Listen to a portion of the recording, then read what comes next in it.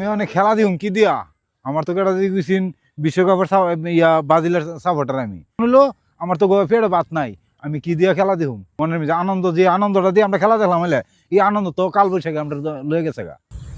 কিশোরগঞ্জের মিঠামইন উপজেলার হাওড়া অঞ্চলে এখন শুধু পানি আর হতাশার গল্প। টানা বৃষ্টি ও কালবৈশাখীর আঘাতে তলিয়ে গেছে হাজারো হেক্টর বোরো ধান। সেই পানির সামনে দাঁড়িয়ে 51 বছর বয়সী কৃষক সিরাজ মিয়ার কণ্ঠে ফুটে ওঠে বেদনার চিত্র। আমি এখন খেলা দেহুম কি দিয়া।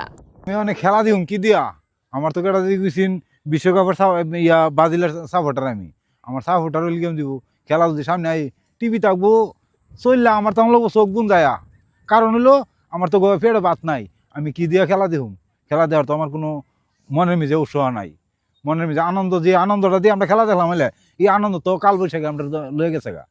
আমরা তো কোনো করার নাই এখন তো আমরা বেও পাই।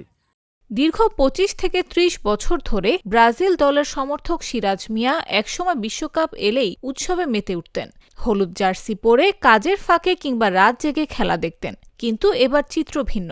ঘরে নেই ভাত, মাঠে নেই ধান, তাই খেলা দেখার আগ্রহ হারিয়ে গেছে তার।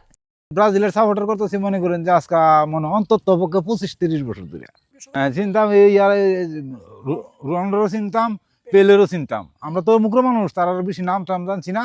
আমরা যখন ব্রাজিলের দল আছে তখন আমরা আগ্রহ হয়ে গিয়ে খেলা দেখছি। আমার ঘর তো আমি সবসময় পড়তাম, আমি ব্রাজিলের গুঞ্জি ছাড়া চাষি কাজ করলো আমি ব্রাজিলের গুঞ্জি করতো, তাই আমি ব্রাজিলের ভক্ত। তিনি বলেন, আগে ধান তুলতে পারলে নিশ্চিন্তে খেলা দেখা যেত, এখন সংসার চালাতে হিমশিম খেতে হচ্ছে। একই চিত্র পুরো শান্তিপুর গ্রামে।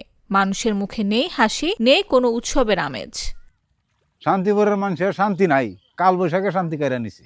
বিশ্বকাপও তো গেছে, বিশ্বকাপ কি আর থাকবো? বিশ্বকাপ দেখুন কেমনে কাজকর্ম করতে হইব। আগে তো ঘরের মধ্যে ভাত থাকলে ধান তুললাম মিলে তুইলা আরাম আয়েস করলাম মিলে সময় টিভি দেখলাম মিলে বড় টিভি কিন লইলে আমি না কিনে আরেকজনে কিন লইলে পাওয়ার অংশ আমিও কিনতে পারতাম, কিনা টিভি দেখলাম মিলে গরো ভাত থাকলে খাইলাম মিলে। অন্ত গরো ভাত নাই, গিয়া দেশে দেশে কাজকর্ম করে খাইতে হইব।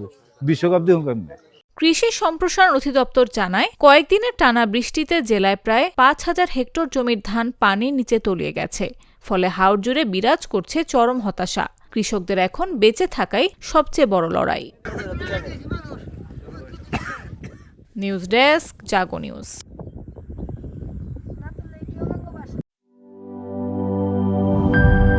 ইউরোপ, এশিয়া, আমেরিকা যেখানে যাই, বিশ্বের 145টি দেশে আজ ফ্রুটো পাই।